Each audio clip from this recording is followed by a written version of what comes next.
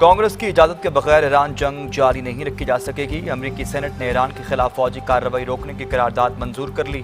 قرارداد کے حق میں 50 جبکہ مخالفت میں 48 ووٹ سامنے آئے۔ قرارداد اس ماہ کے آغاز میں ایوان نمائندگان سے بھی منظور ہو چکی۔ امریکی سینٹ میں ریپبلکنز کو اکثریت حاصل ہے۔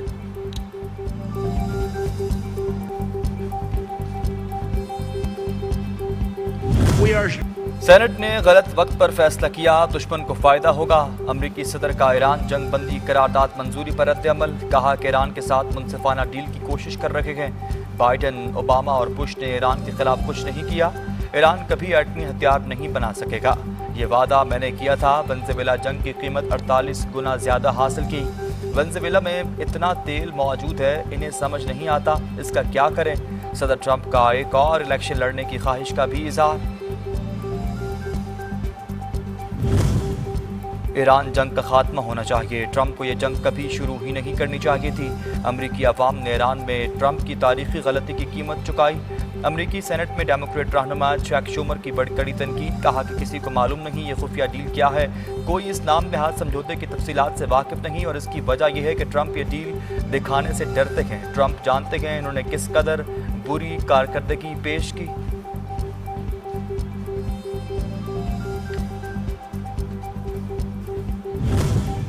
ٹرمپ کے قریبی اتحادیوں کی اسرائیل کو اعتماد میں لینے کی کوشش، اسرائیل کے سفیر مائک ہیکابی سمیت دیگر اعلیٰ امریکی شخصیات اسرائیلی خدشات کو کم کرنے میں مصروف۔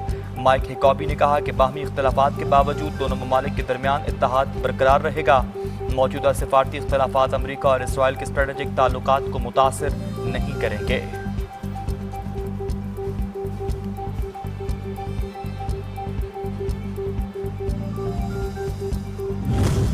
انتہا پسند اسرائیلی وزیر اعتماد بن گوئر کی لبنان میں جنگ بندی کی مخالفت، کہا کہ پورا لبنان ہمارا ہدف ہے۔ اسرائیل کو لبنان جنگ بندی پر رضامندی ظاہر نہیں کرنی چاہیے تھی۔ ٹرمپ اچھے دوست ضرور ہیں لیکن فیصلہ کرنے والے ہم ہیں، ضرورت پڑی تو اسرائیل امریکہ کو بھی انکار کر سکتا ہے۔ اگر امریکہ یہ سمجھتا ہے کہ ایران اپنا جوہری پروگرام ترک کر دے گا تو یہ بڑی سادگی ہوگی۔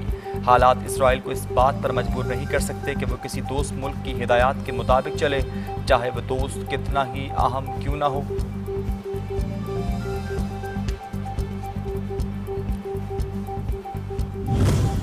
سابق اسرائیلی وزیراعظم کا ایران میں حکومت مخالف مظاہرین کی مدد کے لیے Starlink internet receivers smuggle کیے جانے کا اعتراف، کہا کہ اس اقدام کا مقصد انٹرنیٹ بندش کے خاتمہ اور مظاہرین کو آپس میں رابطے میں رکھنا ہے، لیکن بدقسمتی سے موجودہ نااہل اسرائیلی حکومت نے اس عمل کو روک دیا۔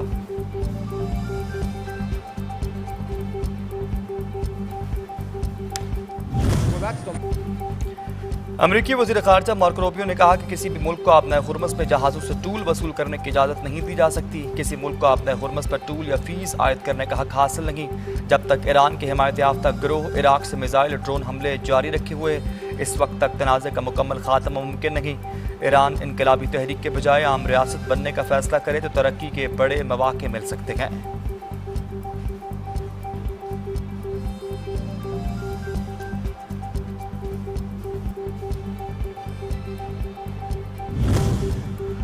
وزیر اعظم شہباز شریف نے کہا کہ کچھ ممالک کے پاس بیلسٹک میزائل ہوں اور ایران کے پاس نہ ہوں، ایسا نہیں ہو سکتا۔ ایران اپنے دفاع کے لیے بیلسٹک میزائل کیوں نہیں رکھ سکتا؟ امریکہ اور ایران کے درمیان ہوئی مفاہمتی یادداشت میں بیلسٹک میزائلوں کا کوئی ذکر نہیں۔ پاکستان کی ثالثی کے لیے قابلیت پر ایران کے بھروسے پر مشکور ہے۔ یقین ہے کہ ایرانی صدر کی قیادت میں ایران ترقی کی نئی منازل طے کرے گا۔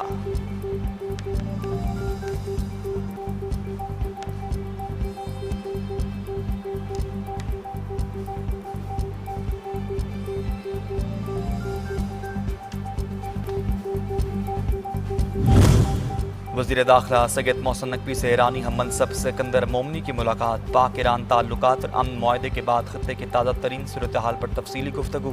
دونوں وزرائے داخلہ کا خطے میں کشیدگی کم کرنے پر اظہار اطمینان، سیکیورٹی تعاون، انسداد دہشت گردی، سائبر سیکیورٹی، امیگریشن سمیت مختلف شعبوں میں تعاون بڑھانے پر بھی اتفاق۔ ایرانی وزیر داخلہ نے ایران امریکہ مذاکرات میں پاکستان کے مخلصانہ کردار اور پاکستانی قوم کے بھرپور تعاون کو سراہا۔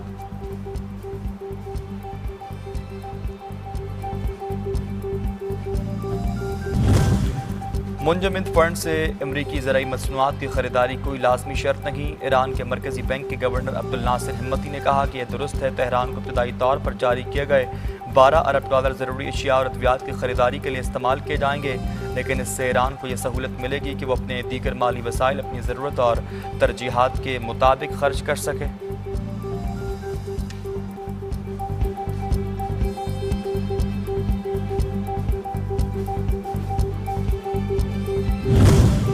ایران کا عالمی ایٹمی توانائی ایجنسی کے حملوں سے متاثرہ جوہری پلانٹس کا معائنہ کرانے سے انکار۔ ترجمان ایرانی وزارت خارجہ اسماعیل بقئی نے سوئٹزرلینڈ میں DGIAEA سے ملاقات کی بھی تردید کر دی۔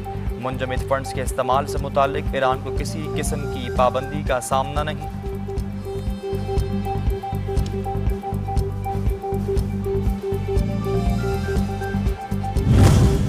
آبنائے ہرمز میں پھنسے 11,000 ملاحوں اور سینکڑوں جہازوں کے انخلاء کے لیے بڑے پیمانے پر آپریشن کا آغاز۔ کارروائی ایران، عمان، امریکہ اور خطے کے دیگر ممالک کے تعاون سے انجام دی جائے گی۔ ضروری سیکیورٹی ضمانتیں حاصل کر لی ہیں۔ محفوظ بحری نقل و حرکت کے لیے حالات کا مکمل جائزہ بھی لے لیا گیا تاکہ ان آپریشنز کو ممکن بنایا جا سکے۔ انخلاء کے عمل کے آغاز کے لیے جہازوں سے رابطوں کا سلسلہ بھی جاری۔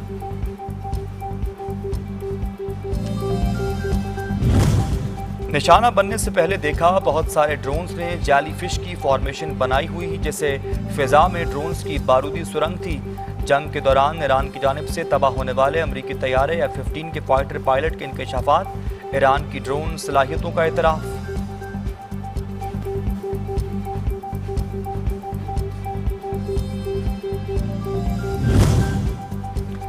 عالمی منڈی میں خام تیل کی قیمت میں 2% تک مزید کمی ریکارڈ۔ برنٹ خام تیل $77 فی بیرل میں فروخت ہو رہا، جبکہ WTI $73 اور UAE مربن $69 فی بیرل میں فروخت کیا جا رہا۔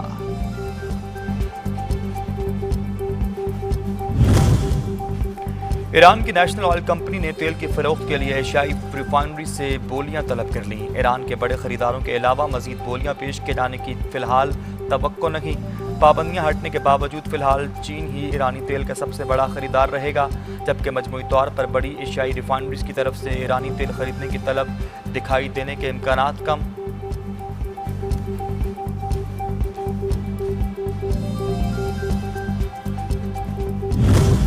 ایران کے خلاف جنگ نئے سروے میں امریکی صدر ٹرمپ کی مقبولیت مزید کم ہو کر ہو چکی 34% پر آ چکی۔ امریکی شہریوں کا خیال ہے کہ جنگ سے فائدہ کم اور نقصان زیادہ ہوا۔ 50% جواب دہندگان نے کہا کہ یہ تنازعات اپنے اخراجات اور نتائج کے اعتبار سے فائدہ مند نہیں تھا۔ 35% کے نزدیک امریکہ پہلے کے مقابلے میں کمزور پوزیشن میں ہے۔